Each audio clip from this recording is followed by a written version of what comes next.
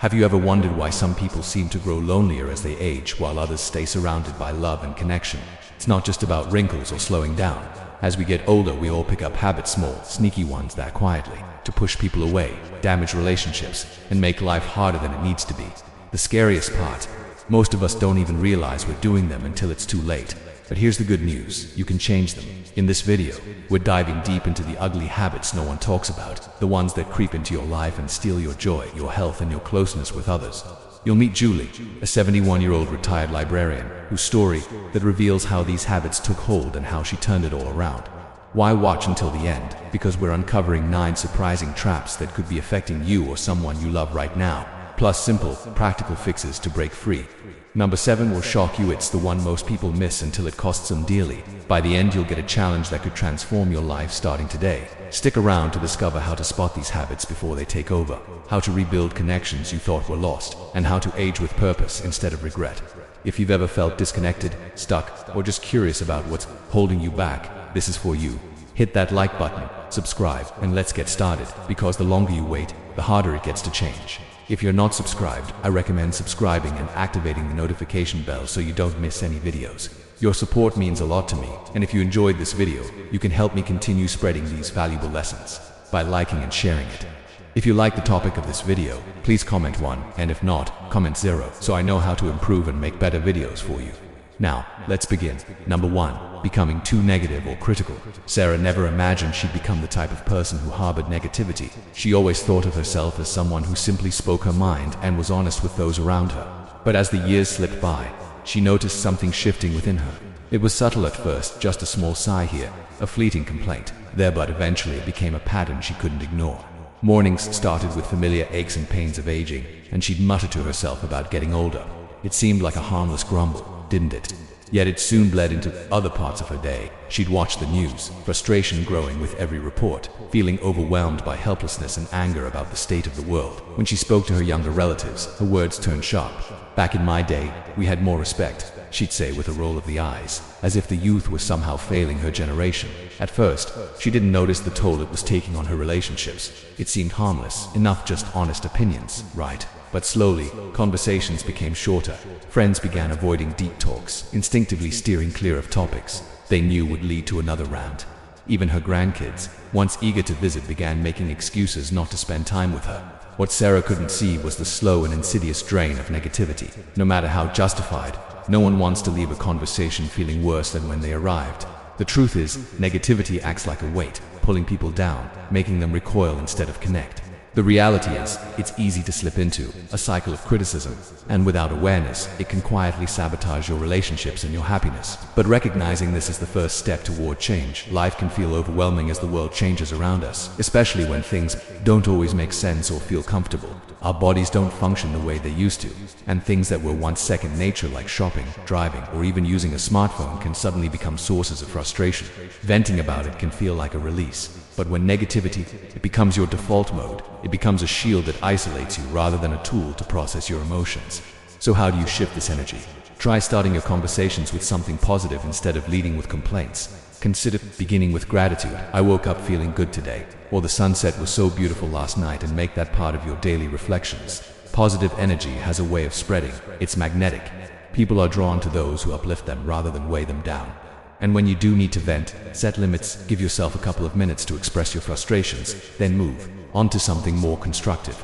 Curiosity is far more powerful than criticism. Ask questions, especially about things you don't understand.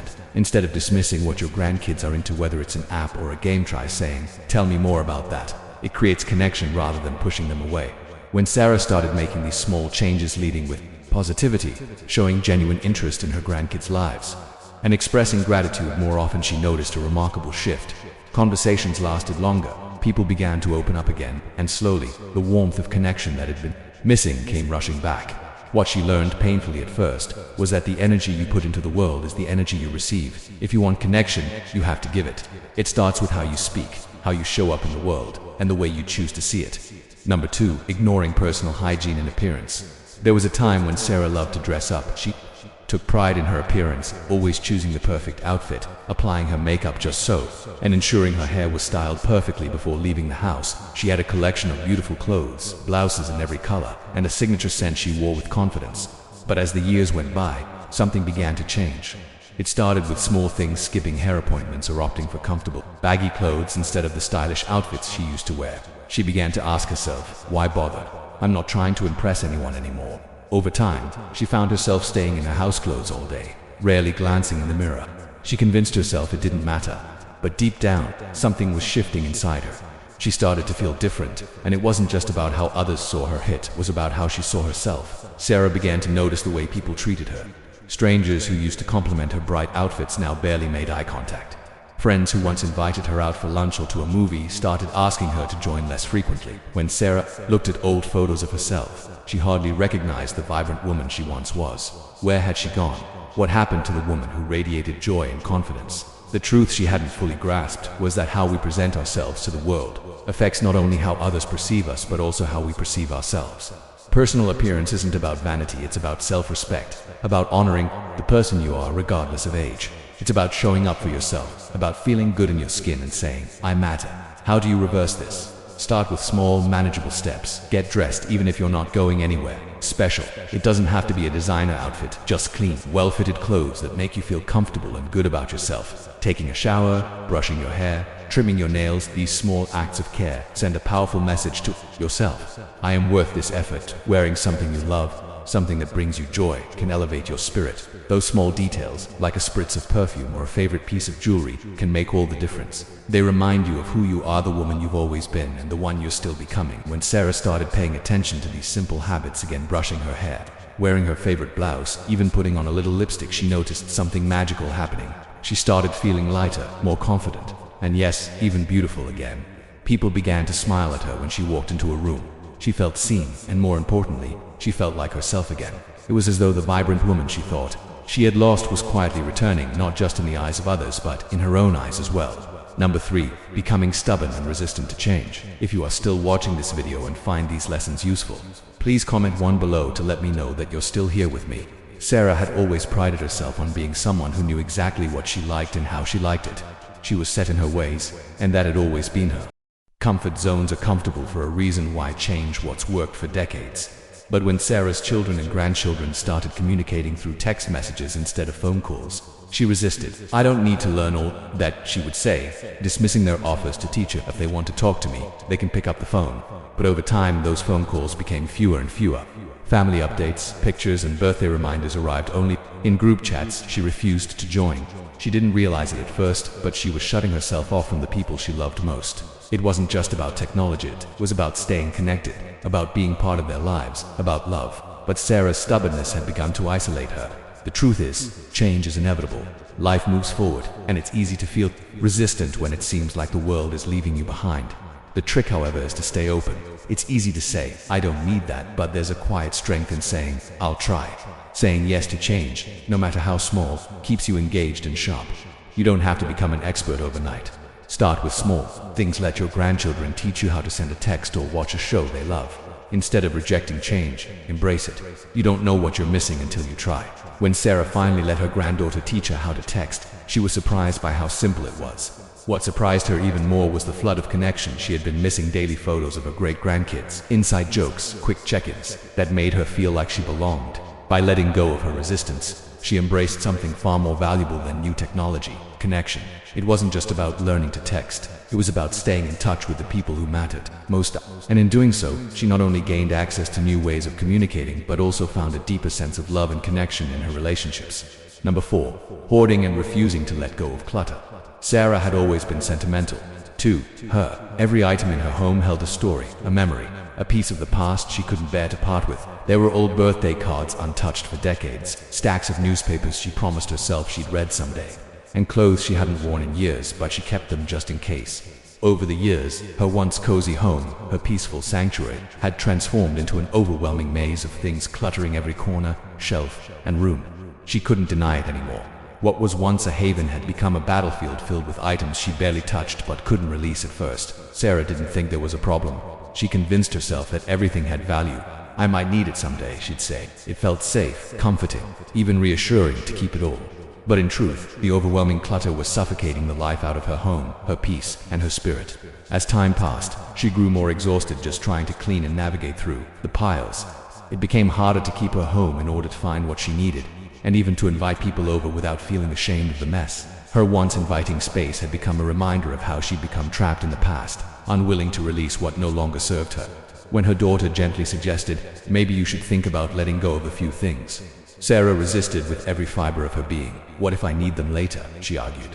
But in reality, the clutter didn't just fill her home, it filled her mind. The stress of holding on to so much weighed on her, blocking the joy of the present and clouding her peace of mind. It wasn't just about things, it was about the emotional baggage she'd accumulated along with them. Letting go is never easy, especially when it feels like a piece of your heart is tied to each object. But here's the truth. Holding on to too much, whether material possessions or emotional baggage, creates a sense of being stuck in the past, unable to move forward, unable to embrace the present. It's a silent thief that robs you of clarity and peace. Sarah finally realized that to feel truly free, she had to let go. Breaking free from clutter doesn't happen all at once. It requires patience, kindness toward yourself, and the courage to face the truth that you don't need everything you've been holding on to. How do you begin to break free from this overwhelming mess? Start small. Tackle one drawer, one shelf, or one box at a time. The thought of decluttering everything at once can feel insurmountable, but breaking it down into manageable chunks makes it bearable. Ask yourself, do I use this? Does it bring me joy? If the answer is no, then it's time to say goodbye. Donate items that can be useful to someone else. Recycle what's no longer useful, or pass on meaningful things to family members who will cherish them. Turn decluttering into a habit, a simple everyday practice. Set a small goal. Get rid of one item each day. This small but consistent action can lead to profound transformation over time.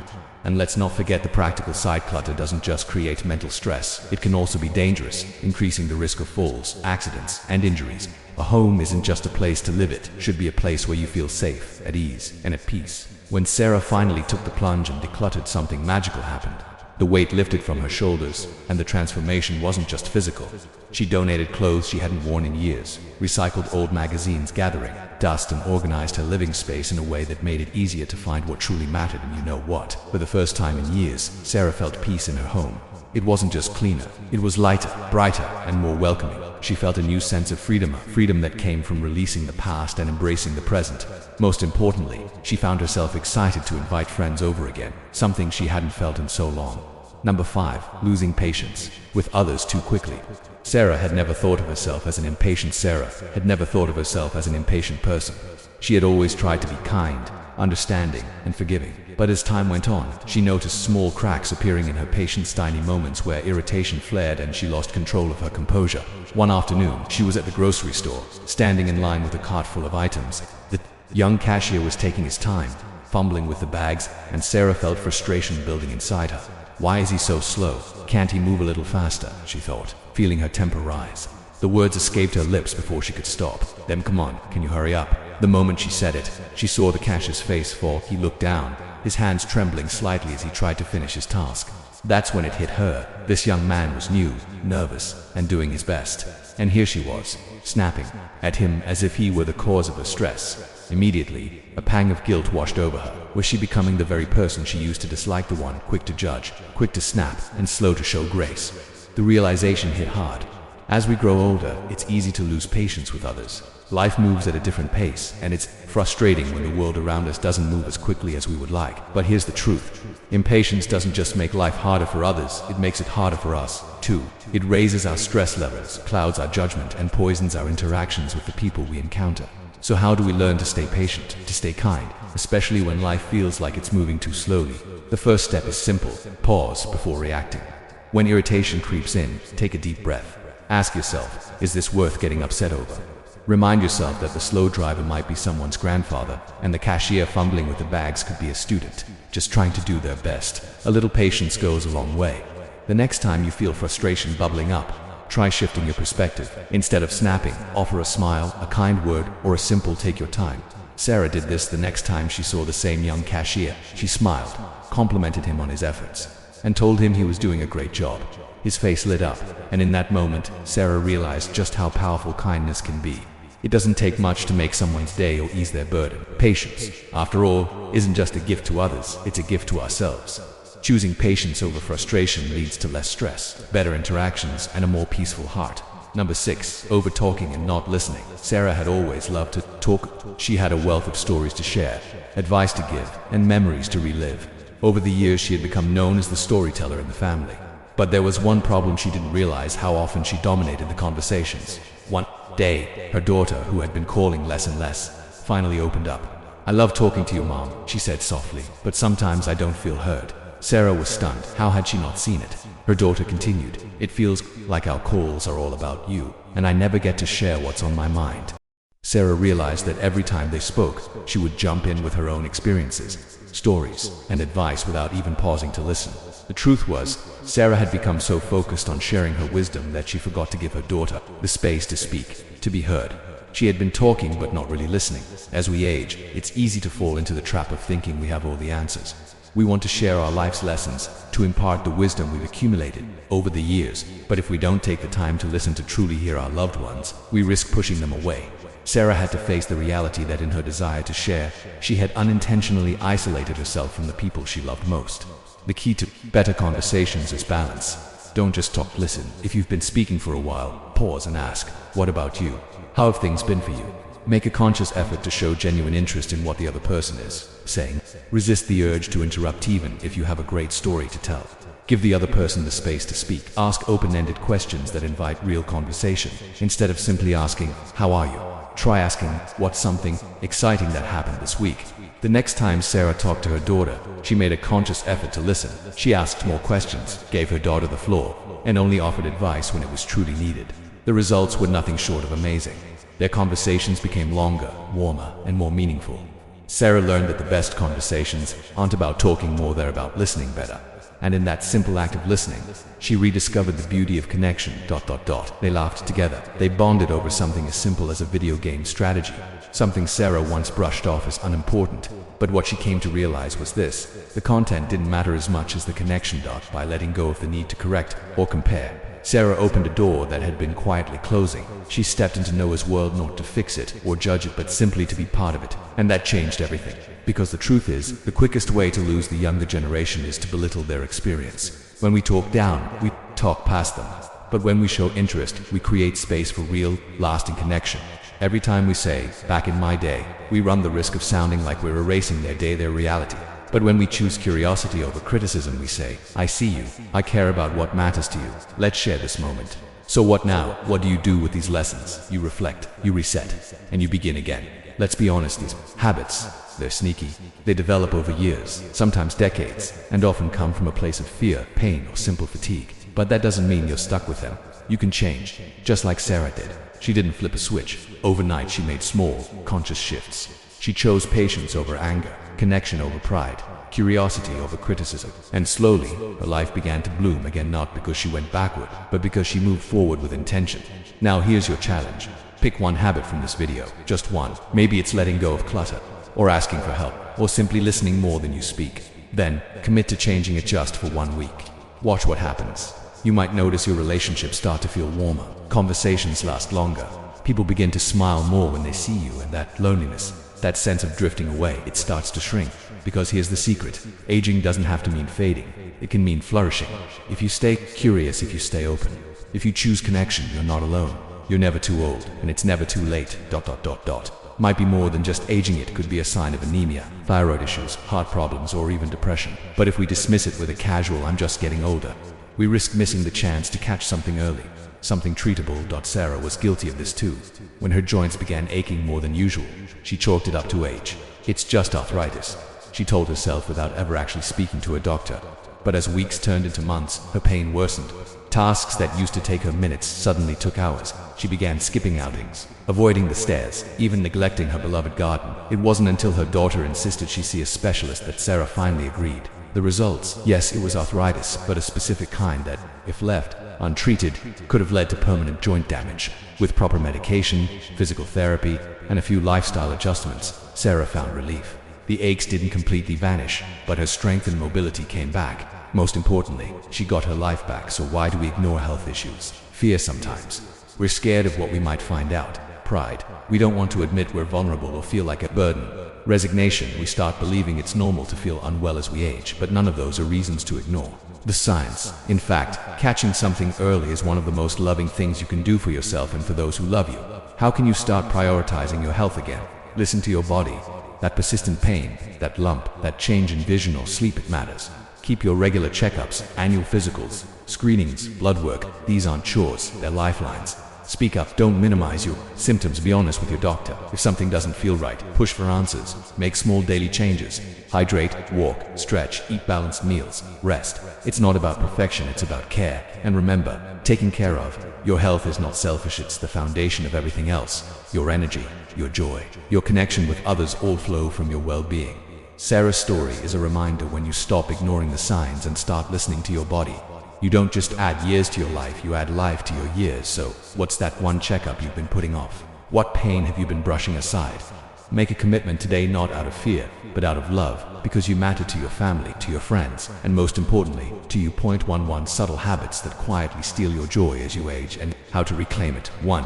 Staying in your comfort zone. For decades, Sarah stuck with what worked. She preferred phone calls over text, resisted new technology, and dismissed her family's offers to teach her how to text. If they want to talk to me, they can pick up the phone, she'd say, but gradually, the phone calls stopped. Family updates and photos began appearing only in group chats Sarah refused to join. Without realizing it, she was shutting herself off from the people she loved most. It wasn't about technology. It was about connection. When Sarah finally let her granddaughter teach her to text, she was surprised by how simple it was, but even more surprised by how connected she began to feel. Quick check-ins, photos, jokes, daily life. She had been missing so much. Saying yes to change, no matter how small, can bring us back into the heart of the lives we want to stay a part of. 2. Hoarding and refusing to let go. Sarah's home told a story. Shelves filled with old birthday cards, newspapers, clothes, long unworn item, a memory she couldn't let go. But over time, her cozy sanctuary became a cluttered maze, draining her energy and spirit. She said, "I might need it someday," but what she really needed was peace. The breakthrough came slowly. One drawer, one shelf, one box at a time. She began asking, does this bring me joy? Do I still need this? As she let go of physical clutter, something else happened. Her mind cleared, her spirit lightened, her home felt peaceful again, and she felt free to welcome others in, free to live in the present. 3. Losing patience. Too quickly, Sarah thought of herself as kind and patient. But one day, she snapped at a young cashier who was fumbling at the register. The look on his face, his hands trembling, made her heart sink. In that moment, she saw what impatience really does. It doesn't just hurt others, it hardens us. Sarah vowed to choose grace instead of frustration. She returned, smiled, and encouraged the young man. His whole posture changed. So did hers. Patience isn't just a gift to others, it's a gift to ourselves. For talking without listening, Sarah loved sharing her stories and advice. But during one phone call, her daughter said something that stopped her cold. "Mom, sometimes it feels like you don't really hear me." That night, Sarah realized she'd been talking more than listening. She began asking questions. "What about you? How have you been?" She made space. The change in their conversations was immediate. Her daughter opened up, they laughed more, they connected deeply. True connection isn't just about talking, it's about listening with your heart. 5. Pushing people away instead of asking for help. Sarah was proud of her independence. Even as small tasks became harder, she refused offers for help. "No thank you, I've got it." But she didn't. The loneliness she felt dragging that heavy bag up the steps was heavier than the bag itself. When she finally accepted help from a kind young man who offered it, changed everything. She felt seen, valued, connected. Asking for help isn't weakness, it's courage. It invites love. In point 6. Being too frugal to enjoy life. Sarah saved diligently her whole life. She skipped trips, delayed pleasures, and always worried, what if I need this money later? But then her friend invited her on a weekend getaway. Sarah hesitated. Then she said yes. That weekend brought more laughter and joy than she'd felt in years. The sunsets, the shared meals, the memories, they reminded her what all the saving was for. Life is for living. Enjoying the fruits of your labor is an indulgence, it's honoring your hard work. 7. Talking down to younger generation. Sarah adored her grandson Noah. But one day, she dismissed his excitement over a new app. "Back in my day, we didn't need all this tech," she sighed. Noah grew quiet. The moment passed and so did the connection. Later, Sarah realized her words had shut a door. The next time Noah visited, she said, "That sounds interesting. Show me how it works." And just like that, they bonded through his world, not hers. Respect builds bridges. Curiosity opens doors. 8. Holding on to grudges and regrets. Grudges are heavy. They steal joy and cloud the present. Sarah carried some for years, quiet hurts, old regrets. Then one day, she sat down with a sheet of paper. She wrote it all out, the anger, the disappointment, the pain, and she let it go.